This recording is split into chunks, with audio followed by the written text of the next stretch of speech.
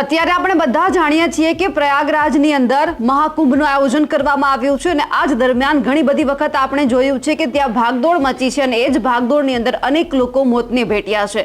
આવું જ કંઈક હવે ગઈકાલે સાંજે પણ બન્યું છે કે ટ્રેનમાં જવા માટે પડાપડી કરતા લોકો અચાનક ઢળી પડ્યા, કારણ કે એટલી બધી ત્યાં ભીડ હતી કે એકબીજા લોકો કચડાઈ ગયા। પરંતુ ઘણી બધી વખત એવું બને છે કે લોકો ભાગદોડ કરી રહ્યા હોય છે અને અનેક વખત તેમને જાણ કરવામાં આવે છે, તેમ છતાં લોકો સાંભળતા નથી। પણ કંઈક ફરી એક વખત અહીંયા એવું બન્યું છે, નવી દિલ્હીનું જે રેલવે સ્ટેશન છે ત્યાં ભાગદોડ મચી અને ઘણા બધા લોકો છે તે મોતને ભેટ્યા છે। નમસ્કાર, નિર્ભય ન્યૂઝ સાથે હું છું રિદ્ધિ।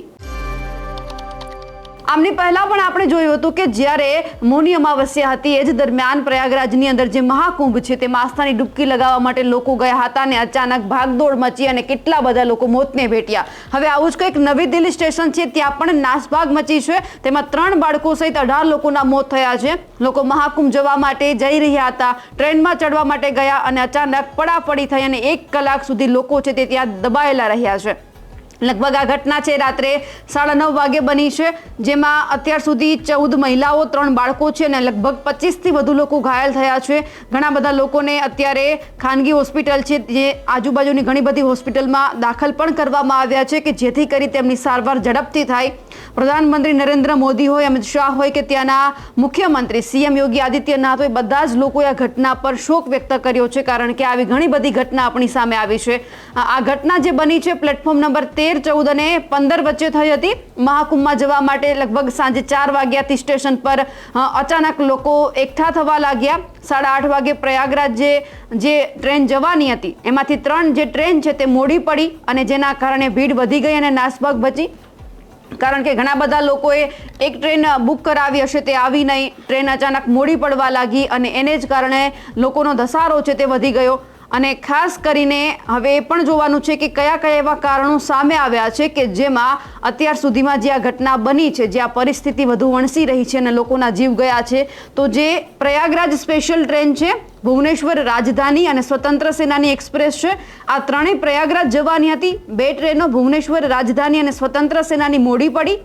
પ્લેટફોર્મ 14 પર આ ત્રણેય ટ્રેનોની ભીડ હતી। જ્યારે પ્રયાગરાજ સ્પેશિયલ ટ્રેન અહીં પહોંચી ત્યારે જાહેરાત કરવામાં આવી કે ભુવનેશ્વર રાજધાની પ્લેટફોર્મ નંબર 16 પર આવી રહી છે અને આજ સાંભળતા જ 14 પર હાજર જેટલી પણ ભીડ હતી એ લગભગ અચાનક દોડવા લાગી અને જે પ્લેટફોર્મ નંબર 16 છે તેમના ઉપર દોડવા લાગી કે અમારે પ્રયાગરાજ જવું છે। એટલે 14 ઉપરની જે ટ્રેન નહોતી આવવાની અને જ્યાં ભીડ જામી હતી એ બધા જ લોકો દોડીને સીધા જ પ્લેટફોર્મ નંબર 16 પર પહોંચી ગયા। એટલે એક સાથે ટોળું દોડતું થયું, એટલે ક્યાંક ને ક્યાંક આ પડાપડી શરૂ થઈ। ટિકિટ કાઉન્ટર પર ઘણા બધા લોકો હતા, એમાંથી લગભગ 90% પ્રયાગરાજ જઈ રહ્યા હતા। અચાનક ટ્રેન આવવાની જાહેરાત થઈ અને લોકો ટિકિટ વગર પ્લેટફોર્મ ઉપર દોડી ગયા કે ટિકિટ નથી લેવી અને એમ કરીને ત્યાંથી ચાલતી પકડી દોડવા લાગ્યા, જેને કારણે પણ વધુમાં વધુ નાસભાગ મચી।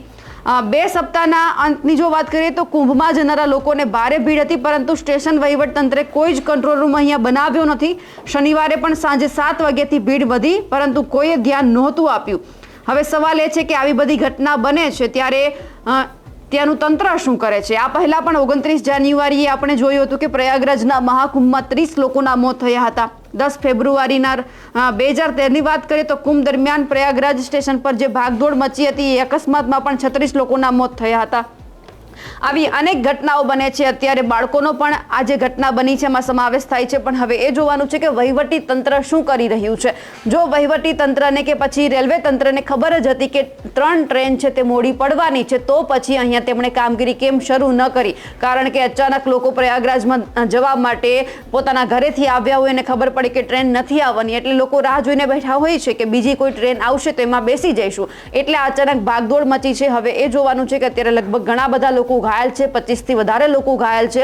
એમાં હવે લગભગ છે તે બધા લોકોની સારવાર ચાલી રહી છે, પણ હવે એ જોવાનું છે કે હવે કોઈ મોતનો આંકડો વધે નહીં, કારણ કે બધા જ લોકો છે પોતાના પરિવાર સાથે પ્રયાગરાજમાં મહાકુંભમાં ડૂબકી લગાવવા માટે ગયા હશે। બધા લોકોને એવું હશે કે આ વખતે આટલા વર્ષો બાદ મહાકુંભનો આજે મેળો યોજાયો છે તો અમે બધા પણ લાહો લઈ લઈએ। એટલે તમામ લોકોને પણ એક અપીલ છે કે તમે જાઓ છો, આવી કોઈ જગ્યા ઉપર જાઓ છો તો તમે પણ મહેરબાની કરીને આવી ભીડનું તમે એક ભીડ થાય છે તો એ ભીડ પાસે તમે ન જાઓ, અને તમને ખબર છે કે અહીંયા કંઈક એવું બનવાનું છે તો તમે પણ થોડા પાછળ હટી જાઓ, કારણ કે અહીંયા સૌથી વધારે તમારો અને તમારા પરિવારના જીવનો સવાલ છે. કારણ કે આ બધી ઘટના બને છે ત્યારે વહીવટીતંત્ર કામ આવે છે પરંતુ રહીને પહોંચે છે. એટલે બધા જ લોકોને વિનંતી છે કે આવી જગ્યા ઉપર વધારેમાં વધારે ટાળવાનું રાખજો. તમે જાઓ છો તો બધી જ વસ્તુ વિચારી અને પછી જજો.